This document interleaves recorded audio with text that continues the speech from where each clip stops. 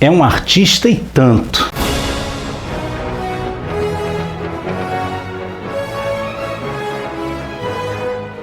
Olá! Bem-vindo ao Fantasma Brasil. O norte-americano Jeff Weigel é o atual responsável pelas tiras dominicais do Espírito que Anda. Ele assumiu as ilustrações do Fantasma em 2017, bem no meio da aventura The Phantom is Everywhere, ou O Fantasma está em toda parte. Até aquela época, as ilustrações das tiras dominicais eram feitas por Terry Beach, que resolveu se afastar das tiras do Fantasma porque ele estava com um excesso de trabalho. Foi assim que as portas se abriram para Jeff Weigel, que desde então já fez as histórias The Rat Must Die, The Little Detective Who Disappeared, The Free Avar Front e The Spy Ship, além de 3 histórias para a australiana Frio. O trabalho de Jeff Weigel permanece inédito no Brasil, mas graças à internet você pode acompanhar suas tiras dominicais no blog Fantasma Brasil. Dono de um estilo bastante versátil que consegue transitar do cartoon à ilustração mais realista, Weigel também é um excelente comunicador e é conhecido por ser muito simpático com os fãs. Foi assim que, apesar do meu inglês deficiente, ele concedeu essa breve, mas interessante entrevista para o nosso canal que você confere agora. It's a great pleasure to me speak with you tonight. Oh, well, I'm pleased to do it. I always like talking to you guys when I get the chance. And here in Brazil, we make many years without Phantom publications. But thanks to internet, we accomplishment your job in the Sunday strips. Well, great. I'm glad to hear that. I wish to know one more about your job with the Phantom. What was your relationship with the character before working with the Phantom? Well, I was lucky enough to have the Phantom strip running in my hometown newspaper when I grew up. So I read the Phantom ever since I could read. You know, as a little kid, and I could read his adventures every day in the newspaper. And this was in this would have been in the late 60s through the 70s. So this is the Cy Berry years we're talking about. I just always really liked the Phantom. I didn't know much about his history, but I enjoyed reading him every day, and I especially enjoyed Cy Berry's artwork from back then too. After I moved away from home, I didn't read it for many years because I moved away from the town that I lived in, and so no longer saw it in the newspapers. So I really didn't become acquainted with him again until I was offered the job, and then I got to go back into King Features archives, and I made a point of reading as far back as they would go, which was about almost 20 years worth. Their archive online starts about in the very last years of Lee Falk's writing the strip.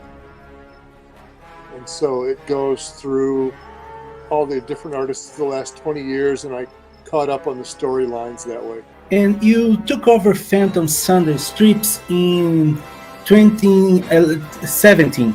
Replacing Terry Beach. Yes. What was the biggest challenge you had at the beginning? Well, gosh, I guess the biggest challenge was at the time I was doing a graphic novel that was a little more cartoonish than the Phantom is. And so I had to get back into that mode of doing more realistic art. I found that in the early days of my doing the strip, I was having a tendency to make heads a little bit too big, and just the proportions that I was dealing with were more attuned to the cartoony things that I was working on before the strip came to me. And also, it had been so long since I had read the character that I sort of had to get familiar with it. It was a little bit of a help in the fact that when I took over the strip, it was mid-storyline from where Terry had left off on it. And the Phantom, I didn't even get a chance to draw the Phantom for the first 7 or 8 weeks because the storylines from the Sunday strip, when I began the story, he wasn't appearing. It was all tracing these criminals who had been escaped from Boomsby prison. And so I got a little chance to sort of get my sea legs before I actually had to tackle the Ghost Who Walks. That was probably helpful. Yes. And your style for the Phantom is very interesting. I love it. Oh, Because he was he has a solid appearance. He's not a muscle man, but a man solid. What are your references for this way of drawing? well, I guess it mainly comes from the artists that I admired, guys like Cy Berry and a lot of the Silver Age American comic book artists are where I learned to draw from. And the style of these very steroid-soaked, very super muscular heroes that you see in American comic books now, that's not really a style I'm very fond of, to be very honest. And so I jumped at the chance to do the Phantom because he really was still in that mold of those Silver Age heroes. As far as reference goes, I think probably my biggest influences as a comic book artist are a lot of the Silver Age guys. I get compared to a couple of DC artists named Kurt Swan, who did a lot of Superman in the 60s and 70s, and Murphy Anderson, one of DC's most prolific inkers back then. And I think I have a little maybe Kubert influence in me too. Joe Kubert, who did Sergeant Rock for DC back then, and some of the Marvel people too. As far as reference goes, I don't use any reference for figures usually. I do have to go to reference for Devil every once in a while. I'm still learning to do dogs and wolves well, and horses. So Hero and Devil are the two places where I rely most heavily on photo reference. And the Phantom, it's one of the oldest characters of the comics. Yeah. It's for you as an artist. It's a heavy tradition. It's a legacy heavy. It is very much so. I feel very honored to be working on the Phantom. He really is the first of the costume superheroes. He predates Superman by 2 years. He's the first American superhero, really, and it's a real honor to be carrying on that tradition. Yeah. And the Phantom fans are known to be very zealous about the character. Yeah. How is your relationship with the fans, with the Phantom fans? Oh, it's been very good. I've heard from several of the more prominent Phantom fans who contacted me, and they tell me that they like what I'm doing.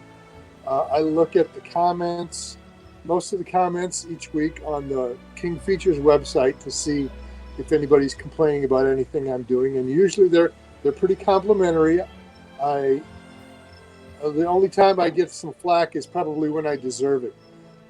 In the first few strips where I had to draw Diana, some of the comments were a little bit negative on my depiction of her, and probably rightly so. So I'm trying to calibrate that a little bit for the next time I have to draw her in the strip, and try and steer a little bit closer to her traditional appearance, I think, the next time I deal with it. But I do read those comments and try, and some of them are just people grousing, but I do find that usually when somebody's complaining about my artwork, there's some justification there, and I do try and file that away in my head for later on and make sure that I don't make those same sort of mistakes again. So I appreciate the feedback, and like I said, the fans that I've heard from have all been very complimentary. Last year, I actually got to go to Australia to a couple of comic book conventions there and meet a lot of the Phantom fans in Australia. And that was a really terrific experience. And everybody there was very nice and very complimentary about what I've been doing with the strip. And so I feel pretty good about the interactions that I've had with Phantom fans so far. I am reading now the Spy Ship, and I must say I love the way that you put together the 21 Phantom and the past in many panels. That's the spy ship story was very challenging because of all the naval ships involved in that. There was a lot of very elaborate action with the Battle of Trafalgar and all the ships that had to be depicted in that, and trying to do them with relative accuracy. There was a lot of research that went into it, and yeah, that was a challenging storyline to have to depict. And this is great. And among the stories you worked on, are there any that are your favorites? You know, because I've only been on the strip for 3 years or so, I haven't had that many storylines that I've gone through because they last 6 months or more. So I don't have a lot to choose from, but I will say I do have a favorite, and that was the first fully complete story that I worked on from first episode to last episode was The Rat Must Die. And I know some people thought it was moving too slowly, but I got to say I really enjoyed drawing all those caves and the subterranean sewers underneath Boomsby Prison. And on top of that, that story just clicked for me from the very first episode that I drew. I suddenly felt like I knew what I was doing on the strip. So with that very first episode, I felt like I was really firing on all cylinders for as a Phantom artist. So I was very proud of how that came out. The Rat Must Die. It's one of my favorites too. and if you had creative freedom, total creative freedom, what would you like to do with the Phantom? What would I like to do with the Phantom? Well, quite honestly, what I'd like to do with the Phantom is just carry on in the best tradition of the past. To try and I don't really want to do anything radical with him. I like him the way he is, and I think fans like him the way he is. And my hope for the future for the Phantom is just to try and keep the quality of what I'm doing as high as I possibly can, and make sure that the people that love the Phantom also love the artwork that I'm turning in and love what I'm contributing to the character as we move ahead. So I'm not really in charge of the direction that any of the characters take, but I do hope to sort of continue to refine the look of the strip and make it better each time I pick up the pencil. You are very appreciated here in my country. Could you send a message to those who watch your channel, the Phantom fans Brazilians, the Brazilian Phantom fans? Yeah, I have an important message for them. And it's something that I told all the Australian fans when I was down there talking to them.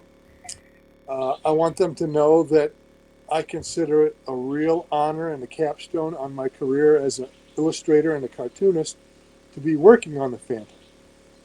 And I have a great respect for the tradition and the character that goes with that strip. And my hope is to make their appreciation of the Phantom just as strong or stronger than it's been in the past.